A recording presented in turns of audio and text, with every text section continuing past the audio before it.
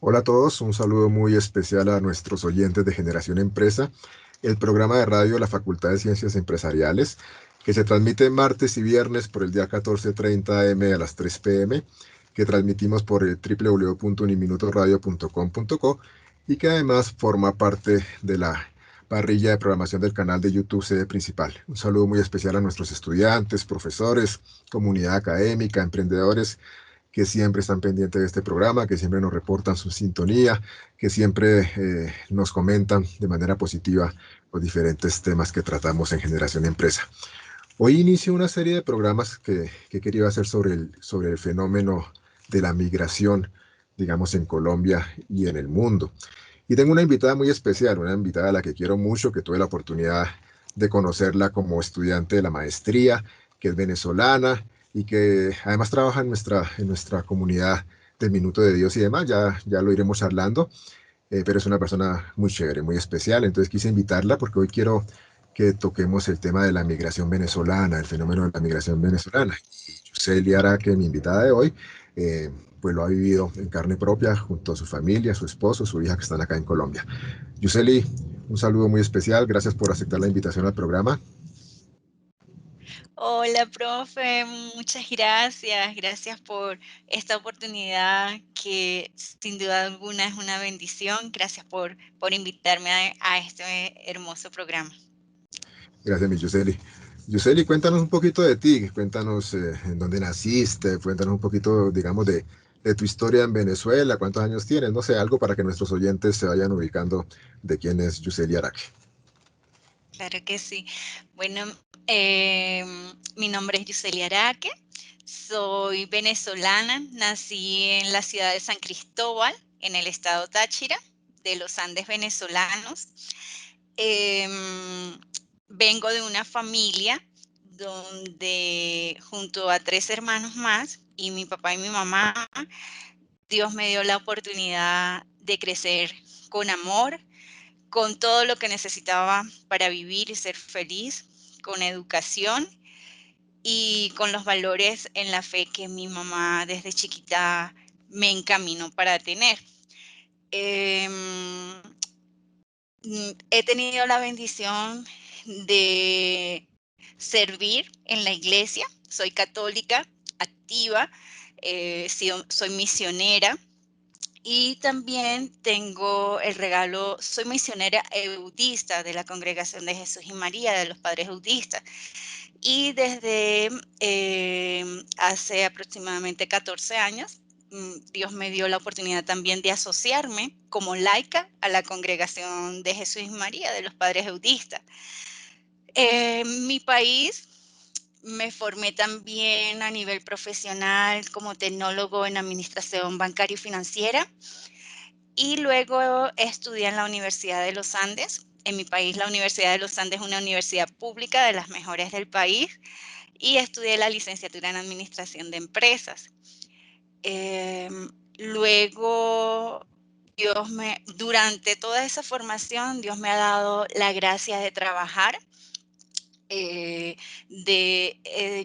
a la vida laboral desde los 17 años, empecé a trabajar en un banco y desde allí pues me fui formando profesionalmente, académicamente y también a nivel laboral. Entonces, pero esa vida profesional y laboral ha ido de la mano con mi vida espiritual. Sí, mucha gente me decía a medida que iba pasando mi vida, pero ya, enfócate en trabajar cuando me gradué, ¿no?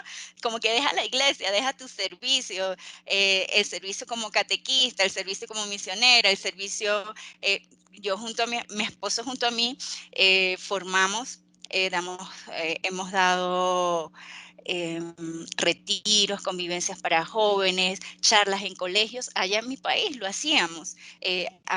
Pastoral familiar, pastoral para los jóvenes en su noviazgo. Entonces, para mí, eso ha sido un pilar. Mi parte profesional, mi parte académica, pues hay una consecuencia, es que yo yo tengo que darle un poquito al Señor de todo lo que me han dado. Entonces, si estoy trabajando es por gracia de Dios, si estoy estudiando es por gracia de Dios. Si me casé es por gracia de Dios. Si tengo una hija, es por gracia de Dios. Entonces, no puedo dejar de un lado mi fe y la parte activa de servir al pueblo de Dios cuando Dios me lo ha dado todo lo que a lo largo de mi vida me ha dado. Entonces, un poquito es eso de mi vida. Estoy casada desde me casé en el 2010 con mi esposo. Vamos a cumplir 11 años de casados y tenemos una niña de 7 años. Mi esposo se llama José Argenis y nuestra hija se llama Angie Marie.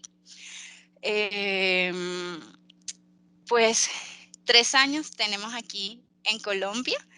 La niña y yo, mi esposo 3 años y medio, ya va a cumplir 4, y es parte, resumiendo, de lo que es mi vida. Me encanta, me encanta nadar, me encanta la naturaleza, conocer lugares nuevos, es parte de lo que hay en mí y que me gusta experimentar. Eso es un poquito de lo que yo soy, profe. Qué bueno, Yoseli. Ya conocimos un poquito de tu historia para nuestros oyentes, queridos de Generación Empresa. Cuando hablamos del fenómeno de migración venezolana, tengo aquí algunas cifras que estaba ahorita revisando. Eh, la ONU, en la página oficial de la ONU, considera que hay 5.400.000 venezolanos que a 2020 han migrado a Latinoamérica. Se calcula que a finales de 2021 serán 6.200.000, de los cuales casi 2 millones han llegado a Colombia. Y de esos 2 millones que han llegado a Colombia, la mitad, un poquito más, están en Bogotá. Eh, Tú llegas, Yuseli, a Colombia, digamos, como consecuencia, llamémoslo así, de ese fenómeno político que ha hecho que los venezolanos tengan que salir de su amada tierra a buscar otras oportunidades, supongo. Sí, como consecuencia de las medidas económicas que fue tomando el gobierno por muchos años y que con el paso del tiempo fueron repercutiendo de una manera más negativa en la población. Entonces, cuando nosotros tomamos la decisión de venirnos, yo trabajaba para una transnacional que es de República Dominicana y tenía la sede administrativa en mi país. Y yo era la gerente del telemarketing allí en la sede de Venezuela. Entonces la empresa iba a cerrar en diciembre y la empresa me pidió que yo me fuera a República Dominicana a construir toda la parte administrativa que funcionaba en Venezuela. Entonces, en ese entonces, mi esposo, en mi país, las vacaciones estudiantiles, ¿sí?, de los colegios son julio y agosto.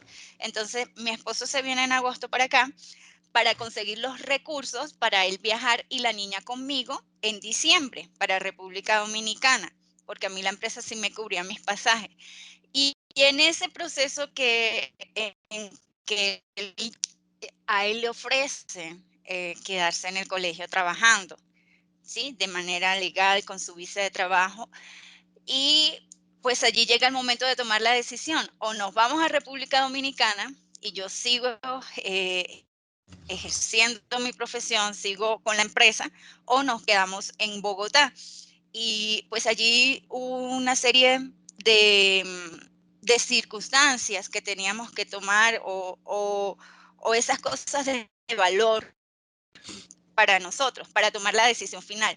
Y decidimos quedarnos aquí porque pues para nosotros la parte espiritual tiene mucho peso en nuestra existencia, tanto mi esposo, quien también es misionero, quien también es asociado audista, como para mí. Entonces decidimos quedarnos aquí y es así como nosotros nos venimos. ¿Por qué tomamos la decisión de salir? Porque cuando la empresa me dice: Yuseli, necesito que te vayas a Dominicana a abrir toda la parte administrativa del Wallstrat, yo, eh, yo le digo a ojos cerrados, después de consultar con mi esposo, que sí, que nos vamos, porque yo ganaba mi sueldo, mi salario y todas las comisiones. Yo también, además de ser la gerente, también tenía mis negociaciones, y yo por esas negociaciones también generaba una serie de ganancias. Y esas ganancias para mí eran en dólares, pero no me alcanzaban. Es decir, mi esposa estaba aquí desde agosto y yo estaba con la niña allá, y esa comisión en dólares que yo ganaba o me alcanzaba para comprar la leche de la niña, un poquito de jamón, un poquito de queso, o me alcanzaba para comprar toda la parte de cuidado personal, que si el jabón, que si el champú. Entonces era algo bien difícil el ver que trabajaba, que ganaba incluso en otra moneda muchísimo más que el salario mínimo, que el salario que yo ganaba para ese momento.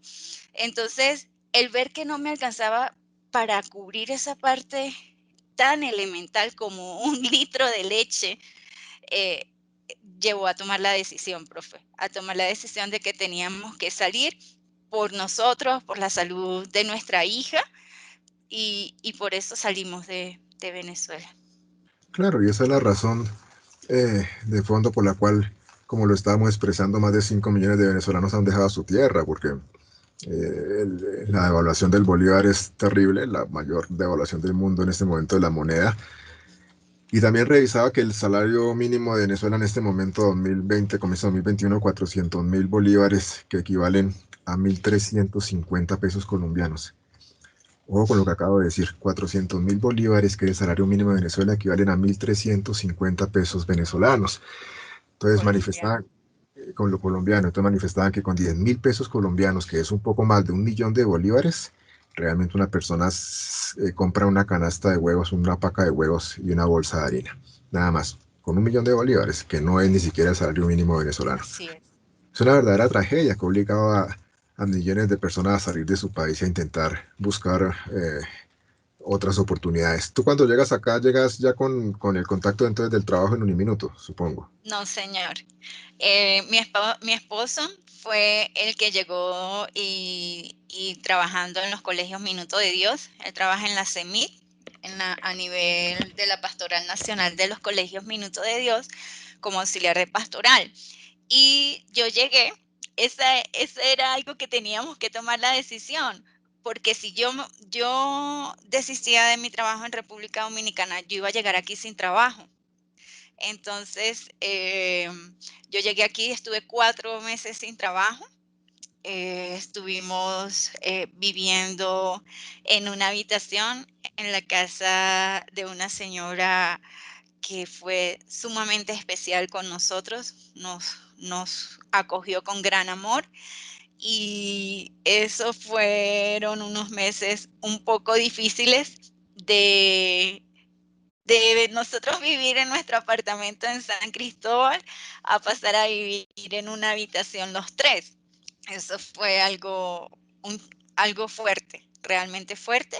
Y a medida que pasaban los meses y yo no encontraba trabajo, metía papeles por todos lados, el hecho de no tener cédula colombiana, ¿sí? Nacionalidad colombiana, es un factor muy fuerte, porque a mí el PET, el permiso especial de permanencia, me lo dieron a los 3 meses de haber llegado aquí, justo cuando se me vencía el tiempo legal aquí en Colombia. Entonces salió ese nuevo proceso del permiso especial de permanencia y yo empecé a meter los papeles ya con ese documento. Y nada, no se abrían las puertas. Eh, Sucedía algo para mí, que es que yo empecé, desde que llegué aquí, nosotros llegamos un domingo 7 de enero y desde ese día llegamos a la Eucaristía y empezamos a cantar, porque no había nadie para cantar las misas. Eran vacaciones de diciembre, en Navidad, y no había nadie. Y simplemente nos ofrecimos para cantar la misa, mi esposo, la niña y yo, y empezamos de ahí en adelante ese servicio. Y cerca de la parroquia San Juan Eudes, aquí en el Minuto de Dios, está la tumba del padre Rafael García Herreros. Y yo empecé a ir ahí todos los días y a pedirle al padre Rafael su intercesión para que me concediera trabajar en Uniminuto. Empecé a pedírselo así, que me diera el regalo de trabajar en su obra en Uniminuto. Y luego en abril empecé, por gracia de Dios, a trabajar en Uniminuto, en el Contact Center de Uniminuto, como agente de gestión de experiencia al cliente, atendiendo a los estudiantes vía telefónica de lunes a sábado. Qué chévere. Tu testimonio siempre va de la mano de tu alto grado de creencia en Dios y eso es importante. Siempre das testimonio de tu fe en Dios y de la bendición que Él da para tu vida. Sin embargo, tú digamos que dentro de lo que nos cuentas, pues digamos, has sido privilegiada porque aquí millones de venezolanos llegan realmente sin nada, a aventurar, a tener que pararse en una esquina a vender lo que pueden para obtener 10.000 pesos o 20.000 pesos al día, que evidentemente es mucho más dinero que el que ganarían en Venezuela, irónicamente, trabajando formalmente. Eh, tú ya en tu experiencia de acá has tenido la oportunidad de, supongo yo, de tratar de apoyar compatriotas tuyos, de tratar de que no se sientan tan solitos, porque, porque también quiero que expreses que no es fácil llegar a otro país. O sea, finalmente uno es muy querido de donde es, pero en otro país no es fácil llegar. Uno no es nada, profe. Uno fuera de su tierra no es nada, no es nadie. Tengas los títulos que tengas la experiencia que tengas, uno no es nada, uno no es nadie. Y, y eso es muy duro, eso es muy duro porque ciertamente lo que usted acaba de decir, muchos salen mm, sin planificar esa salida, ¿no? Como yo creo que en nuestro caso, pues lo planificamos, nos preparamos para la migración, pero muchas personas no lo pueden hacer porque se quedan sin siquiera un plato de arroz para el día. Entonces se ven forzados a salir junto a sus familias del país. En mi caso, profe, para mí es clave, es importante, ha sido eso de abrir y de acoger a otros hermanos dentro de las posibilidades que tenemos, ¿sí? Que tenemos, porque mucha gente cree que uno se viene y de pronto uno tiene la llave para atraer a otras personas y no es así, profe, no es así. A nosotros, amigos, familia, que los ayudemos para encontrar un trabajo, para venirse y no es fácil, no es fácil. Entonces, dentro de todas las posibilidades o dentro de las limitaciones que uno pueda tener aquí, uno trata de servir en la escucha, de servir en orientar, en formar. Cuando algunos nos escribe, mire, quiero irme, o cuando nos dicen estoy ya en Colombia, uno trata de guiar ese proceso, ¿no, profe? Porque no es solo voy a salir y ya, o sea, eso implica una realidad a la que uno se va a enfrentar y que aunque se haya planificado, uno no está preparado, realmente no está preparado. A uno le duele en su alma. Yo recuerdo el momento en cuando crucé el puente Simón Bolívar, allí en frontera de San Antonio con Cúcuta, y yo sentía que tal cual una película que se va derrumbando el mundo atrás, así lo sentía yo. Y atrás estaba quedando mi mamá y mi hermano que me habían ido a acompañar para nosotros venir aquí. Entonces, yo recuerdo, sí, sí, tiene un efecto en mí porque no es fácil, profe. O sea, cuando uno toma la decisión de irse de su país, no porque quiera estudiar o porque ya tengo un trabajo donde voy a llegar, una casa donde voy a vivir, sino porque tienes que salir, porque si no, o sea, no vas a poder alimentar a tu hija. No van a poder, no vamos a poder seguir adelante. Entonces, cuando esa decisión se toma, implica dejar la familia, la raíz que te formó. O sea, todo lo que en Venezuela recibí es lo que yo soy hoy en día. Toda la persona que yo fui se construyó en Venezuela, en sus tierras, en sus ciudades, en mi hogar materno, paterno, con mi gente de mi parroquia, con toda mi familia espiritual allá. Y entonces dejar todo eso y tener que salir es duro. Y uno entra en un duelo, en ese duelo de la migratorio, en ese duelo de la migración, donde uno dice, Dios mío, yo anhelo volver anhelo volver a mi país, anhelo volver a estar con mi gente, anhelo volver a caminar sus calles, anhelo volver a comerme el almuerzo favorito que mi mamá me preparaba. Es decir, eso es difícil, profe. Eso es difícil, es muy rudo, tal cual cuando uno trasplanta una mata, una planta. La sacas del matero y la trasplantas a otra tierra, ¿sí? Cuando ya yo me veo así como cuando uno siembra un aguacate. Entonces sembró la semilla del aguacate en la materita, empezó, ya cuando está formadita, la sacas y la llevas a la tierra. Eso a nivel humano, a nivel personal, es duro porque todo queda atrás, todo queda y tienes que seguir con fe adelante y tienes que seguir con fuerza adelante por tu familia, por tu hija, por tu esposo y con la esperanza y el deseo de poder ayudar a tu familia que quedó allá, a mi madre que quedó allá, a mi hermano y mi hermana que quedó allá, a mis sobrinos que quedaron allá. Entonces, es realmente, no es fácil, no, no es para nada fácil. Mira que Yuseli has expresado algo que es muy cierto y también con todo el sentimiento. O sea, una cosa es cuando uno sale de su país porque tiene una oportunidad laboral, porque me voy como profesional, porque me gano una beca y me voy a estudiar un doctorado.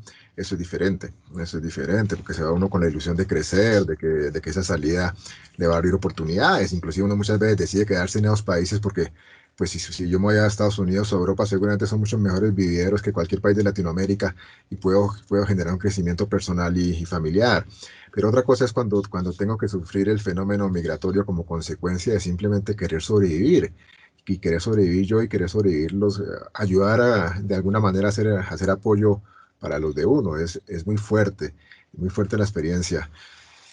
Yuseli, en este momento los venezolanos en Colombia son el 3,6% de la población colombiana. Esa es una cifra importante, pero mira que sin embargo, yo siempre les recuerdo en mis clases y en las charlas a todos mis estudiantes y auditorios que cuando Venezuela era la República de Venezuela y era otra realidad, Venezuela fue un país que acogió a muchísimos colombianos. Se calcula que más o menos unos 6 millones de colombianos fueron a Venezuela, pero eran circunstancias diferentes, a buscar una mejor oportunidad. Entonces, en ese momento, para los colombianos, los destinos migratorios, que si uno quería mejorar su calidad de vida, eran Estados Unidos, Venezuela y Colombia y España. Pero obviamente que Venezuela era más cerquita, se hablaba español, el bolívar valía mucha plata, no mil Sí. trescientos cincuenta pesos, 400.000 bolívares, y entonces los colombianos se fueron y, y lograron en Venezuela unos ahorros y un capital que les permitió volver a Colombia para tener una mejor calidad de vida. Eh, Yuseli, siempre cuando uno llega a algún lado hay alguien que le tiende la mano, pues al menos eso creo yo. Tú ya Sí. ¿quién sientes tú que les tendió la mano? Porque uno siempre debe ser agradecido con esas personas. Cuando Sí. llegaste acá, ¿quién fue como ese angelito, como ese ángel de la guarda que los cuidó? Eh, Margarita Osorio, ella es hermana de la Congregación de Jesús y María, es asociada audista.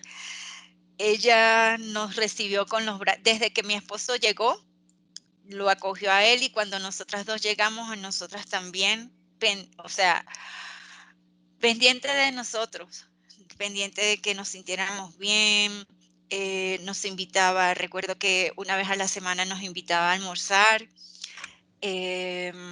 y siempre ella estaba casi siempre con personas, o a ella la conoce mucha gente, entonces, y ella siempre nos presentaba con alegría a los colombianos que eran amigos de ella, o conocidos de ella.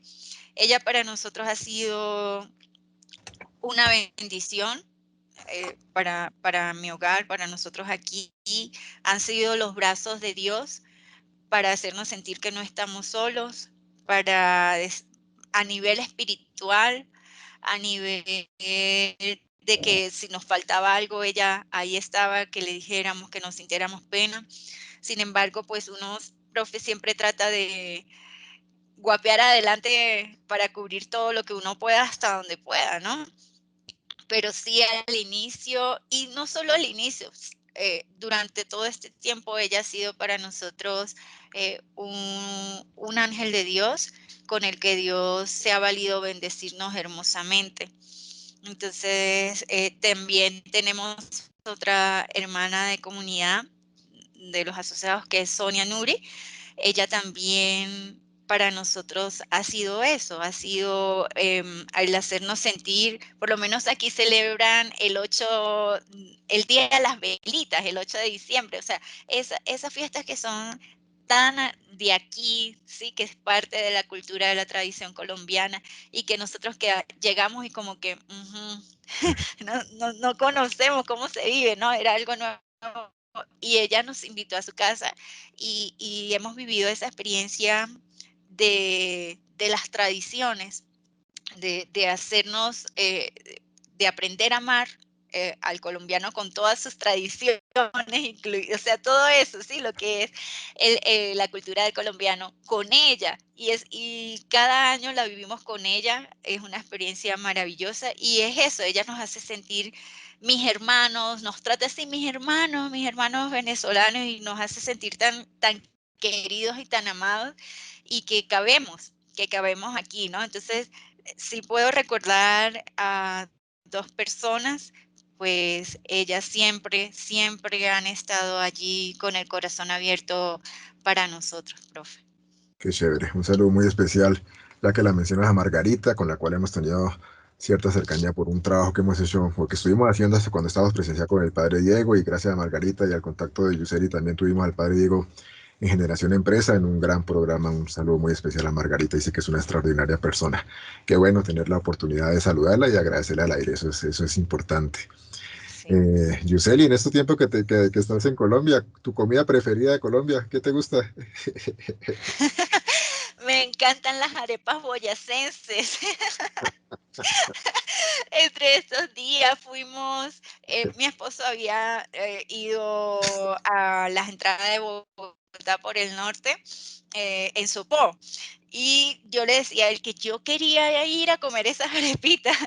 Entonces, él conoció eso en octubre y solo hasta hace como 3, 4 semanas atrás tuvimos la bendición de ir, pues siempre el tema de la niña, como no tenemos familia aquí, ni mamá, ni nada, y entonces es poner a la niña Angie María, a rodar todo eso porque íbamos en las bicicletas. Entonces, pues gracias a Dios a unos amigos también muy queridos, Jocelyn y Jeffrey nos la cogieron, nos la recibieron ese día y nosotros nos fuimos y vivimos esa experiencia maravillosa. Y dijo usted, mis ricas arepas boyacenses, me encantan las arepas boyacenses y me encanta la bandeja paisa, me fascina. Hay un amigo, él es seminarista, se llama Giovanni Colorado, la prepara exquisita, o sea, es Entonces, una cosa deliciosa, me encanta, profe. por favor, la próxima vez que prepare el seminarista, me invita, muchas gracias. ¿Qué ha sido, qué ha sido lo más difícil de adaptarte a Colombia? O sea, por ejemplo, mis muchachos trabajan geopolítica y globalización o problemas económicos y sociales de América Latina, siempre hacen un ejercicio al final del semestre de entrevistar a un extranjero que esté radicado en Colombia. Y cuando les hacen las preguntas, ellos siempre dicen, por ejemplo, el tema de los trancones, la impuntualidad, la inseguridad. Qué es lo que tú consideras que ha sido como más difícil de adaptarte de aquí en Colombia? Bueno, profe, lo más difícil para mí ha sido que me hagan sentir que no soy de aquí. Mm, para mí eso ha sido muy duro el que cuando uno dice soy de Venezuela o soy venezolana, pues yo siempre lo digo con orgullo. Eh, em, yo no soy de las que me callo por ser de donde soy. Yo me siento orgullosa y yo vine a este país a aportar, a dar todo lo mejor de mí, en lo cual me formé en mi país, por gracia de Dios, darlo aquí en Colombia. Entonces, para mí lo más difícil es ese que me hagan sentir que uno más y, o situaciones, frases que me han dicho de pronto las personas no saben lo que ocasionan en uno con una frase, por ejemplo, estoy aprendiendo a quererlos. Recuerdo, recién yo llegué aquí, todavía no trabajaba en Uniminuto, y mi esposo me llevó a un retiro en la universidad. Lo dio Uniminuto, y van los colaboradores de la SEMI, de los colegios Minuto de Dios. Y allí fue una señora, no sé quién era, pero al finalizar el retiro, la señora, estamos esperando que llegue el autobús a buscarnos, y la señora me dice, ¿y ustedes de qué país son? Porque hubo un momento en el retiro que contamos la experiencia de Angie Marie por su enfermedad y toda la cosa, como hemos visto a Dios, incluso el estar aquí, que nos ha traído por la sanación de Angie.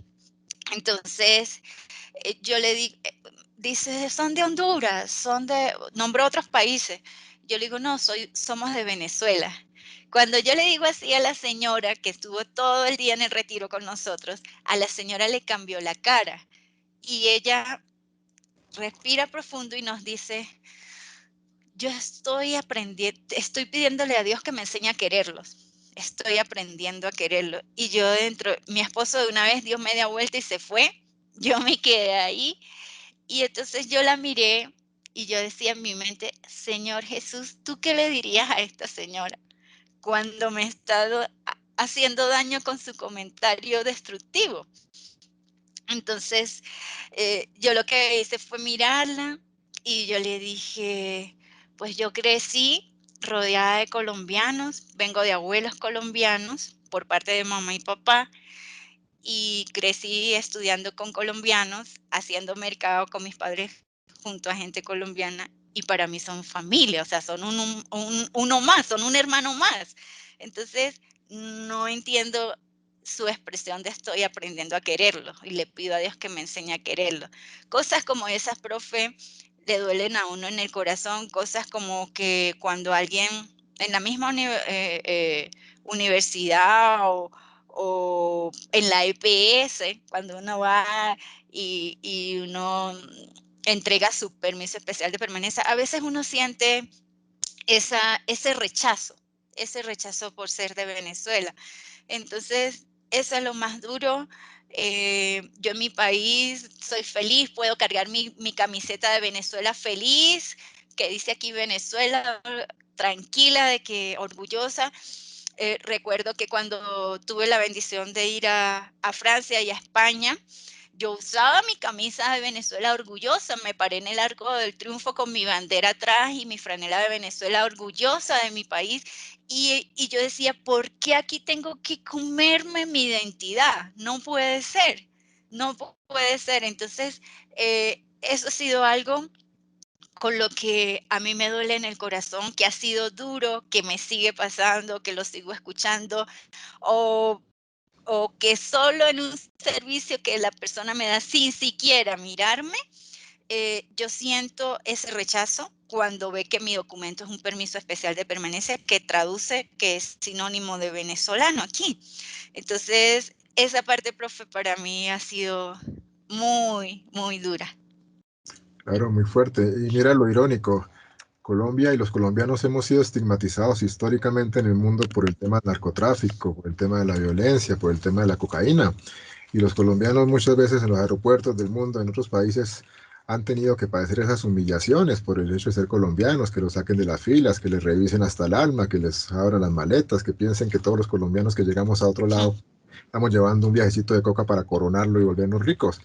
Y ahora, eh, no sé si decirlo que muchos, pero yo creo que sí, muchos colombianos están tomando la actitud xenófoba con los venezolanos, y lo cual es increíble. Es decir, lo que hemos sufrido nosotros, ahora los colombianos los estamos haciendo con ustedes. Es decir, estamos pasando de ser víctimas a victimarios. Tenía aquí también otra cifra que es importante que nuestros oyentes la sepan y la conozcan. Como comentábamos, hoy en día se calcula que más o menos entre el 3,6% y el 4% de la población colombiana son venezolanos, los que han llegado por el fenómeno migratorio, pero solamente el 0,63% de los delitos son cometidos por venezolanos. Creo que eso es importante que la gente también lo sepa. Está claro que algunos de ellos están haciendo males aquí en Colombia, pero son la gran minoría. La gran mayoría de la gente que viene de Venezuela están buscando una nueva oportunidad, están buscando qué comer, están buscando cómo ayudar a su familia. ¿Cuál es tu opinión al respecto, Yuseli, sobre ese fenómeno de, digamos, del venezolano que está Sí. haciendo daño y que está generando un tema de xenofobia en Colombia? Profe, yo creo que aquí en cualquier país del mundo donde un venezolano o un ciudadano extranjero o natal del país comete actos que son delitos, tiene que ir la condena, la justicia sobre él, ¿sí? Yo creo que eso no se debe pasar independientemente de las razones. Creo que el trabajo honrado nos permite salir adelante, totalmente en desacuerdo, independientemente de que sea un venezolano, de que sea un colombiano aquí en el país, que realicen los delitos, tiene que ir todo el peso de la ley. Eso no se puede, digamos, perdonar, ¿sí? Porque si no hay una corrección, la persona sigue y sigue y sigue haciendo daño. Em, por otro lado, creo que los, los venezolanos que salimos, que somos buenas personas, que somos preparados, que estamos como yo, atendiendo un teléfono todo el día, que en mi país nunca lo hice. En mi país siempre estuve en los cargos administrativos, siempre ejercí, me gradué, ejercí, administré empresas, en fin, audité, y llegar aquí y tener que empezar a nivel laboral de cero, del nivel más bajo en la organización, eso sin duda, profe, tiene que llevarnos a decir, tengo que dar lo mejor de mí, tengo que ser como las gallinas. Yo siento que esto tenemos que hacer los venezolanos buenos que hemos salido a dar lo mejor de nosotros en otras naciones, en este caso en mi amada Colombia. Tenemos que ser como las gallinas, que cuando pone el huevito, ella cacarea, cacarea, cacarea, y todo el mundo en la casa se enteró que la gallina puso un huevo. ¿Por qué, profe? Yo soy muy tímida con las cosas, con mi personalidad, siempre fui muy introvertida, pero esta situación migratoria y ver cómo se ha fomentado la xenofobia hacia el venezolano, me ha llevado a que no debe ser así, a que tengo que alzar mi voz e invitar a mis otros hermanos venezolanos que están aquí o que están en los diversos países del mundo a decir y contar lo que hacen, qué están haciendo, usar las redes sociales de forma positiva, ¿no? ¿Por qué? ¿Por qué? Por esa ola enorme que se está construyendo en contra de nosotros. ¿Por qué nosotros tenemos que pasar de sentirnos orgullosos a no hablar en un Transmilenio, en un carrito, en una buseta, en un restaurante, para que no se den cuenta que somos venezolanos? Eso no puede ser, eso no está bien. Entonces, si yo estoy en mi casa, yo trabajo en el call center de Uniminuto Nacional aquí en la sede principal. Pues si Dios me regaló a mí el trabajo aquí, ya voy a cumplir 3 años, ya ahorita. En un par de días cumplo tres años ahí, cumplo 3 años. Pues yo tengo que hacerlo lo mejor posible. Que ese puesto que yo tengo ahí yo lo haga lo mejor posible, que ese estudiante o esa persona que yo atiendo por el teléfono se sienta que no es una máquina, sino es otro ser humano que le está sirviendo y que la está atendiendo y que está allí para escucharla. ¿Sí? No importa que no me demore 5 minutos en la llamada, me demoré 15, pero lo atendí como con la acogida, como lo hiciera el padre Rafael García Herreros, sirviendo con el corazón a esa persona. Entonces, yo creo que los venezolanos hemos salido para dar lo mejor de nosotros donde estamos, para darnos al 120% de lo mejor de nuestras cualidades y capacidades y aportar en el mejoramiento de la sociedad. ¿Y dónde empieza eso? Desde nuestro hogar y desde el trabajo que Dios nos haya regalado ejercer, dar lo mejor. Entonces, yo sí creo que el delito se tiene que condenar independientemente de la ciudadanía de la persona, y pienso que también el corazón del colombiano tiene, sí, del colombiano debe de abrirse un poco más a la misericordia que nos enseña el Señor para aprender a acoger a todos, porque uno no migró porque quiso, uno migró como consecuencia de una situación. Si no, yo estuviera en mi país con mi familia, no me hubiese expuesto a esta situación. Y así creo que mis hermanos venezolanos. La vida fácil no trae ninguna consecuencia positiva ni para la persona ni para el entorno en el que uno está. Entonces, al contrario, son delitos. Entonces, sin duda alguna, profe, creo que hay que seguir adelante, no apoyar ni callar ante el delito de un venezolano o de un colombiano o de cualquier extranjero, pero sí debe existir la justicia. Para eso está la justicia.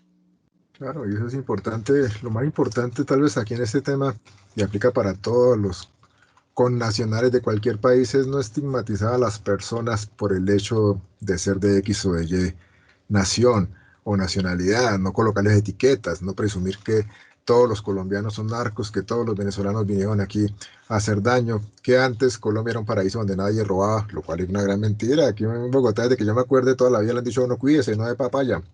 No es porque ahora haya venezolanos aquí viviendo. Y qué chévere lo que tú mencionas, sentirse uno orgulloso de lo que es. Uno no tiene por qué sentir vergüenza de nada cuando uno es una buena persona y los venezolanos son excelentes personas y los colombianos también, la mayoría son buenos colombianos y demás. No hay por qué sentir una pena. Tú, mientras que te escuchaba, me acordaba de que hace unos años en Colombia era tanta la estigmatización con el colombiano en los aeropuertos del mundo que tocó cambiar el pasaporte de color pensando que con eso solucionaba el problema, que ya se sabía que el color del pasaporte X era antes, creo que era verde, y ya se sabía que el pasaporte verde en cualquier parte del mundo lo cogían a uno y lo sacaban de la fila. Lo cual también tampoco es que sea regla general. Yo, gracias a Dios, he tenido la bendición de viajar por varias partes del mundo y nunca en ninguna parte me han sacado de la fila, ni me han sacado la maleta, ni me han explicado nada por ser colombiano. Bueno, claro que la cara del santo hace milagro, entonces uno es como buena gente. No, no lo esculcan por ahí. Mi, Giselle, ¿cuál es el plato típico de Venezuela? Porque que yo conozca, he probado la yaca, porque tuve cercanía a final de año con unos venezolanos, una familia venezolana muy querida, que nos mandaron hallacas y demás. Y cuando tuvimos COVID también nos mandaron además. Qué solidaridad Qué rico. la de ellos. Bien, aquí una situación, digamos, no tan compleja, pero tampoco ha sido fácil para ellos. Y cuando supieron que estábamos aquí toda la familia con COVID, nos mandaron una cantidad de cosas, mercado y todo, en muestra Qué de belleza. cariño y de amistad. ¿Cuál es el plato típico de allá? El plato típico de todo el país es el pabellón. ¿Qué? Se llama pabellón criollo, se llama así. Entonces, el pabellón es un plato en cualquier región del país, en la costa, en el centro, en los llanos, en los Andes, ese es el plato típico. Ese plato, se me hace agua la boca,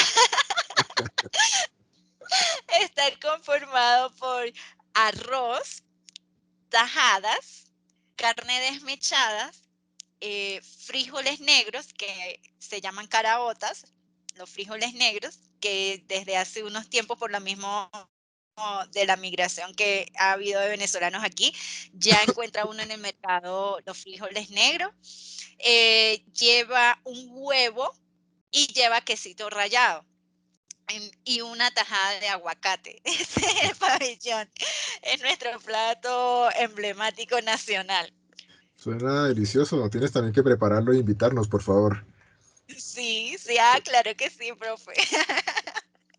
Sí, Eh, sí. sé que dentro de la tragedia que ha tenido el pueblo venezolano, por ejemplo, en estos últimos años con el sistema político que tienen y demás, sí se crearon muchas universidades públicas. Tengo entendido que casi que en cada estado de Venezuela hay una universidad pública, pero parece que la contradicción es que pueden estudiar gratis, digámoslo así, pero finalmente salen con un título profesional o técnico que no significa una mejor calidad de vida. No sé, tú que eres de Venezuela, ¿qué nos puedes contar de eso? Sí, profe. Bueno, yo estudié, por lo menos en mi estado, en mi ciudad, está la Experimental del Táchira y la Universidad de los Andes. La Experimental del Táchira es una universidad de ingenierías pública, y la Universidad de los Andes, una universidad de licenciaturas, de la Facultad de Ciencias Empresariales, Ciencias de la Comunicación, de Educación. Entonces, estas dos universidades siempre han existido, como la UCB, desde siempre. No llegaron con el gobierno de izquierda. ¿Qué llegó con el gobierno de izquierda? Llegaron la Universidad Bolivariana, ¿sí? Así se llama, o una serie de universidades que la manera de formar a los estudiantes era por trabajo, y los muchachos, los chamos iban un solo día a sus clases, pero la mayor parte era por trabajos. Yo, nosotros tenemos un amigo en común que fue profesor en esa universidad, y prácticamente eran obligados a pasar a los estudiantes. Entonces, ¿cuál es la impotencia que a uno le da? Que uno se formó durante 5 años en una carrera profesional, por ejemplo, en el caso de mi esposo, que es educador, y cuando va al campo laboral para un cargo en una institución pública, en una escuela pública o en un liceo público, para él no hay cargo. Hay cargo para los que se formaron en esas universidades y que no tienen las competencias. ¿Por qué no las tienen, profe? Porque no hay exigencia, porque no hay metodología pedagógica para formar a los estudiantes. Puro a punta de trabajo y pasándolos a juro porque tienen que pasar cada semestre. Ahí no hay calidad en el profesional. Realmente no hay una exigencia. Entonces, cuando se llega al campo laboral, y yo creo que eso ha sido también clave en el daño del aparato productivo de mi país en las instituciones públicas. ¿Quiénes van a ejercer esos roles? Gente que no está preparada. Muchos habrán estudiado en esas universidades, pero no tienen los conocimientos sólidos necesarios para ejercer un rol en esa empresa. Y es lo que pasa, ¿sí? A mí cuando alguien me dice, no, me nombran cualquiera de esas universidades que sacó ese gobierno de izquierda, sea con el difunto o sea con este señor, uno dice, ahí no hay nada. Ahí no hay nada porque no hay exigencia, no hay investigación. Si no hay investigación, pues no se le da cabida a la ciencia y a la praxis. Entonces, esas universidades, lamentándolo mucho, no han sido de bendición. Yo estudié, mi universidad fue pública, profe. Yo tenía almuerzos y cenas en mi universidad, y yo lo que pagaba, a ver si lo saco al cambio de aquí, era ¿qué? 1,000 pesos, y era el almuerzo, ¿no? El señor almuerzo. Y si me quedaba para cenar, porque ese día tuve clase todo el día y cena, y eran otros 1,000 pesos. O sea, era algo mínimo por eso, por la alimentación. Y a nivel de estudio, lo que se pagaba era, o sea, algo mínimo, algo, no sé, como 5,000 pesos por el semestre. Era algo, y había exigencia. O sea, ahí o tú estudiabas y te forzabas y le echabas pierna, o te quedabas. Entonces, a veces cuando dicen que una persona, no, que es de una pública, no sabe, hay que ver una universidad pública que nació en el gobierno de izquierda o una universidad pública que ya venía, ¿sí? Entonces, están esas dos vertientes del estudio público. El estudio gratuito siempre ha existido en mi país. Yo estudié en la escuela, en un preescolar, en el liceo público. Yo estudié en público. Yo viví en un barrio, en un barrio muy difícil, y mis padres me sacaron adelante junto a mis hermanos, estudiando en una escuela, en instituciones públicas. Y eso, eh, digamos, me llevó a seguir queriendo estudiar y salir adelante. No importaba que viniera de una institución pública, porque en cuanto a la escuela, no, como viene de una pública, no está bien preparado. Pero yo tenía que seguir adelante porque yo sí quería, y mis hermanos también son profesionales todos, ingenieros. Entonces uno dice, profe, hay que ver de dónde viene la educación, porque si es desde el enfoque de izquierda, nada que hacer. Nada que hacer porque hay que pasarlo, porque pobrecito, porque necesitamos más profesionales y hay que pasarlo a juro, ¿sí? Y no hay que exigirle tanto. Mientras que si venimos de la escuela que por muchos años ha existido, que es de donde yo vengo, pues es un enfoque de exigencia y de que tienes que esforzarte para obtener ese título y poder compartir ese regalo con tus seres queridos. Pero mira qué interesante eso que nos estás comentando, porque parte del discurso de los que tratan todavía de defender ese fenómeno que ha pasado en ese país, en tu querido país, es decir que, por ejemplo, con la llegada de Chávez y demás, se crea una cantidad de universidades públicas y tú nos estás contando, habiéndolo vivido, que ya las universidades existían, que ya la universidad era gratuita, que ese no es un fenómeno que se le debe agradecer pues a ellos, porque ellos siempre defienden su posición diciendo que gracias a ellos los venezolanos tienen educación gratuita y que gracias a ellos mucho venezolano puede estudiar y demás. Mira que nos estás explicando algo totalmente diferente. Y Sí, tengo 40 años, profe. Voy a cumplir 41, o sea, estamos pero hablando. claro, o sea que has vivido la Venezuela de los dos lados. Sí, señor. Has vivido la Venezuela de los dos lados. ¿Volverías a Venezuela? Casi que la pregunta es obvia, pero supongo que depende de unos factores ahí de fondo, pero ¿volverías a Venezuela? Pues, profe, yo anhelo volver a abrazar a mi familia. De hecho, quería ir que fuéramos en esta Semana Santa. Eh, de paso, lo anhelo.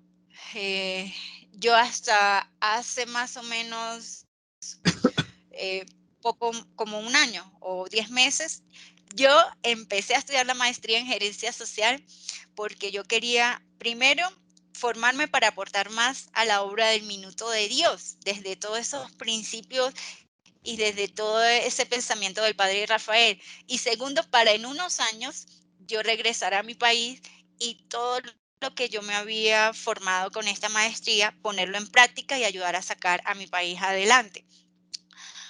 Hoy yo le digo que no, profe, con el dolor que esto me genera, pero ya en nuestra visión de familia ya no está regresar a Venezuela, sino seguir aquí adelante, instalándonos completamente aquí en Bogotá, en Colombia, pero regresar a mi país, ¿no? Porque vemos que ciertamente no debemos perder la esperanza, ¿no? Pero hemos anhelado tanto ese cambio y tantas veces nos han dicho que sí, que ya viene, que se va a dar, que estos son los pasos. Y siento que se ha jugado tanto con nuestra esperanza, con ese anhelo del cambio, que se borra la esperanza de querer regresar cuando todo está en dólares, en euros, y mi mamá es pensionada, gana bolívares, una pensión en bolívares, y uno dice, allá no hay vida. Y hay un daño muy profundo que se ha hecho en mi país, profe, y es en la mente del propio venezolano, de la cultura se ha hecho un daño profundo que uno dice pareciera que no tocáramos fondo, y es que por ejemplo, por decir, una harina pan aquí cuesta 3.125 pesos. Allá le puede costar a mi mamá 4.000 y 5.000. Entonces yo digo, esa cultura de yo voy a sacarle, yo voy a beneficiarme, no me importan los demás, eso ha hecho mucho daño y eso se ha metido en la mente y el corazón del venezolano. Sobrevivir a costa de lo que sea, sin importarme nada. Entonces, el daño cultural, el daño en valores que se ha hecho el pueblo y que el pueblo hasta ni se da cuenta de ese deterioro que está sucediendo en ellos. Y toda esta tragedia sin fin, a mí me sacó eso del corazón, de querer regresar a mi tierra, a reconstruir mi país. Yo ya no lo veo factible, más bien sueño con el día de poder que mi mamá se vaya de allí o poderla sacar, aunque sea un mes, 2 meses para acá y luego para donde está mi otro sobrino en Argentina y así para sacarlo un poco de esa realidad tan cruel que se vive allá. Entonces, no, profe, yo no regreso a Venezuela a vivir, no está dentro de mi planificación. Yuseli, el tiempo en radio se nos pasa muy rápido y más en este programa donde charlamos sabroso. Ya estamos terminando, mi Yuseli, agradeciéndote el haber aceptado esta invitación. Siempre al final del programa le pido a mis invitados que le envíen un corto mensaje a todos nuestros oyentes, a nuestros queridos estudiantes, profesores, administrativos, emprendedores, a todos nuestros seguidores en las redes sociales que siempre están al tanto de nuestras transmisiones. ¿Qué mensaje final les enviarías tú a todos? Que mi mensaje sería que nunca dejen de luchar por sus vidas, por sus familias, por sus proyectos, por sus sueños, que siempre nos atrevamos a soñar independientemente del lugar donde estemos, que no dejemos de soñar. Ese es el primer paso para alcanzar nuestros proyectos y hacerlos realidad. Y por supuesto que nos saquen a Papá Dios de ese proyecto de vida. Qué bonita, Yuseli. Un gusto tenerte en Generación Empresa. En este momento un saludo muy especial a todos nuestros oyentes. Recuerden que vamos al aire los martes y viernes a las 3 de la tarde por el 14:30 AM, por www.uniminutoradio.com.co y también el video de nuestras grabaciones de nuestros programas es subido al canal de YouTube, sede principal.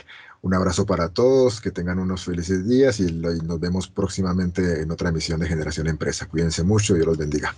Chao, chao.